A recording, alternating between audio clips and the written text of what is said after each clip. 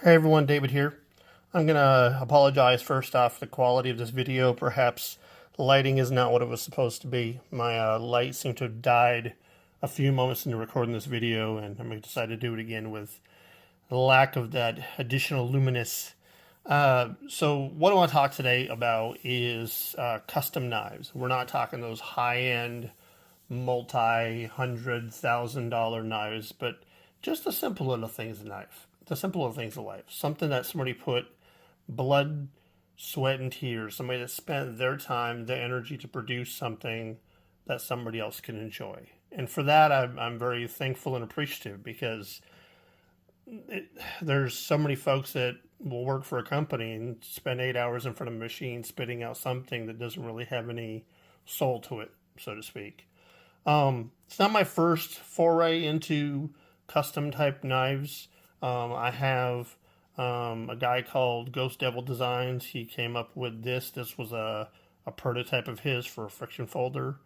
It's got some things going on with it that are not that great, but it was the first of a guy's passion, the first design out of a guy that has now made something of himself. Albeit small, but made something of himself. Can't remember the name of this company. It was like something Dog Blades. I can't remember. It was also an Etsy. A lot like the other one, has a bottle opener on the end. This one's a Micarta handle, as with the other one was Kieranite. Nice clip point, also a friction folder.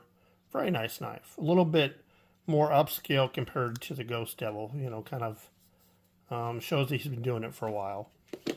This one, I don't remember who makes it, but also another friction. Nice little sheep's foot blade. I like it. It's nice. This is also micarta too, but very linen, very, very fuzzy. Kind of like it. So I found a gentleman on Etsy, once again, a guy who produces these knives, and he's named his little company Onion River Knives. Last name is Coach. I want to say Brian, maybe. Produces these knives, and yeah, as a matter of fact, it was Brian. Brian Coach, Koch. Onion River Knives. And he produced these two little slip joint folders that he got a pattern off the internet for. And I don't know if this is his first foray into his knives, but he said this is the first two knives that he's ever sold, which prides me because, to think that I helped get a business started, but on the second chance to, illuminate somebody's path, or maybe I'm not using the right words, but, a guy who goes, you know what, I can make money doing this. I did something, I put forth the effort, and somebody bought it. Hopefully they like my work, kind of thing. So the only difference between these and the other ones is these are slip joints. For those who don't know what a slip joint is, it's like this, I'm trying to think of the name of the company, Rosecraft. Like this Rosecraft cotton sampler. It's got a spring in the back. The reason they call it slip joint is because the lock slips back and forth over a spring. These are the same way. It's hard to believe that somebody's knife making started by watching Forged in Fire. And trust me, I myself have often thought, it'd be so cool to make a knife. After watching Forged in Fire, you almost feel like you could do it just by watching the show and having that much engagement by watching it. Is like, hell yes, I can make a knife. So these two, they're very Swiss Army like, very, I guess because the white helps bring that on contrast, but size wise, they're very much like a Swiss Army knife. Even the blades, and I forget where he got the pattern. I'd have to look up in my direct messages to find out where he got the pattern, but even blade shape is very Swiss Army-ish. But they are neat little knives. They are something that I find myself carrying over and over and over. This one has a little cutout in order to make access to the nail nick a little more accessible, since the nail nick is more down here instead of up here. Are they perfect? No, not perfect at all. But this gentleman is learning. This gentleman is doing something that I myself wish I could do. He does a decent. He's done a decent grind on the blades. Both blades came sharp. Maybe I can zoom in here. He's even got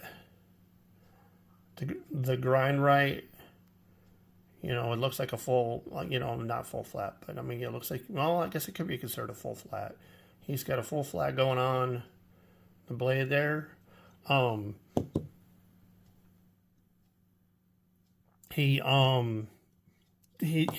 did a good job. I mean, I love the two-tone look. I love the liners on this one.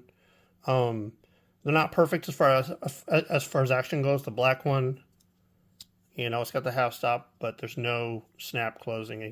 You kind of have to push it closed, which is cool. I'm okay with that as long as it stays in the open position. That's more important to me than, you know, having a little bit of friction on the closed position. The white one's a little bit better on the snap. I want to say the black one was probably his first one. This one was the second one where he's got things a little bit right. It's got some pull on that.